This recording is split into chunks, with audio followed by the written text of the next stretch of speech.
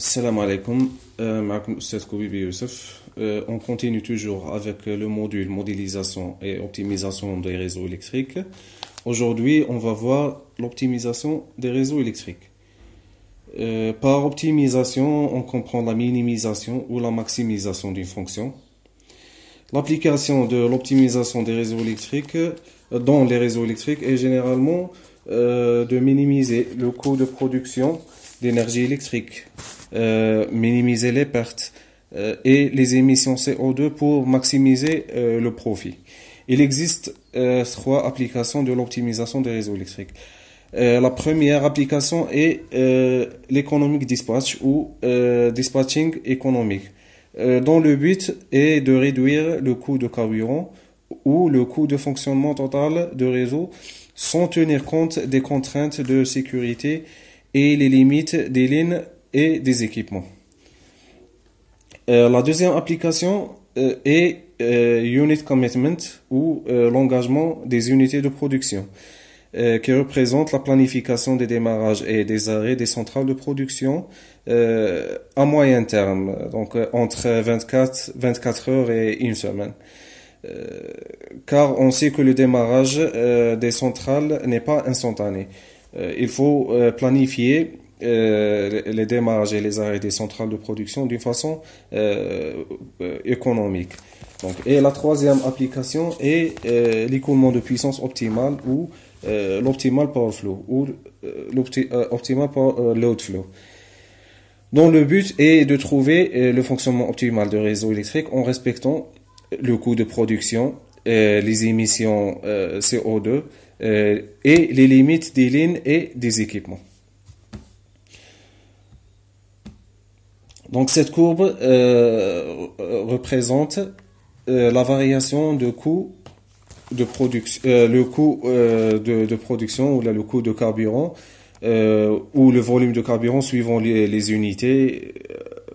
Donc nous avons méga BTU par heure qui représente l'énergie du carburant ou dollars par heure qui représente le coût de carburant. Donc en fonction de la puissance produite par une centrale thermique. Donc on peut voir que la puissance produite est comprise entre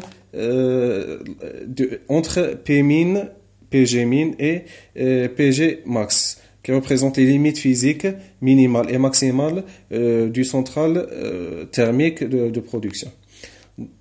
Donc cette limitation elle est représentée par cette équation. Donc Pg elle est comprise entre Pgmin et Pgmax. Donc cette fonction, cette courbe elle est représentée par la fonction suivante f, qui est la fonction coût du centrale de production.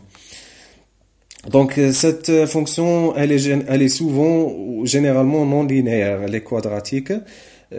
Donc elle est donnée par cette équation, telle que A et B et C, ce sont des coefficients liés à cette centrale. Le coefficient C représente la consommation du carburant sans que le central produit une puissance. Donc voici le coefficient C qui est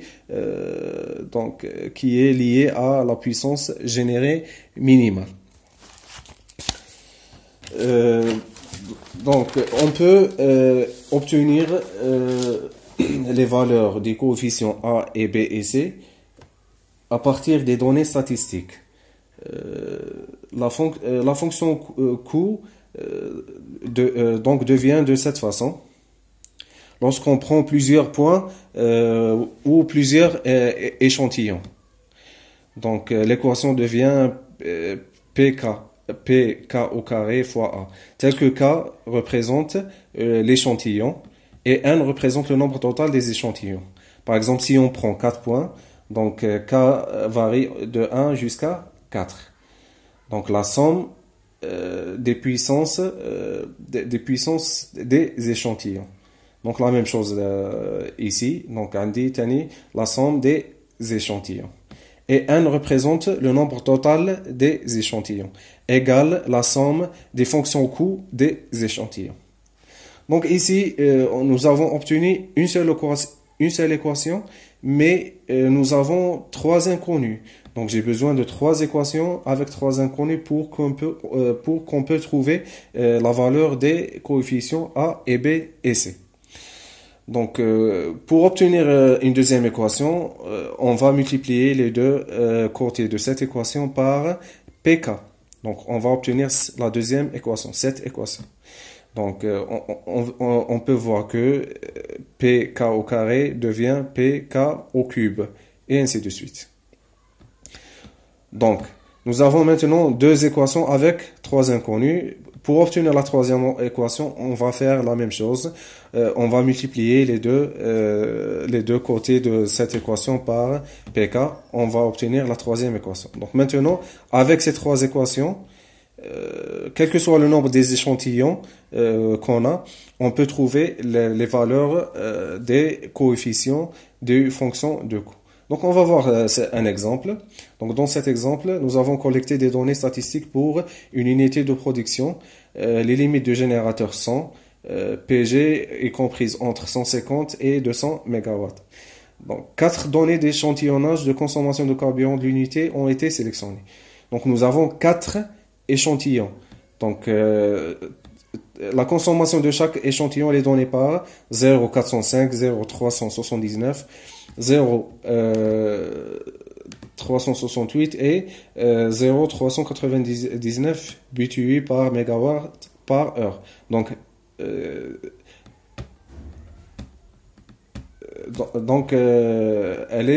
nous avons la consommation par échantillon. Donc, qui correspond respectivement à la puissance générée. Donc, nous avons la puissance générée par échantillon. Donc, le premier échantillon, 150. Le deuxième, 170. Le troisième, 185. Et le dernier est de 200 MW. Donc, ces échantillons sont représentés dans la figure suivante. Donc, nous avons la puissance en fonction du coût de carburant.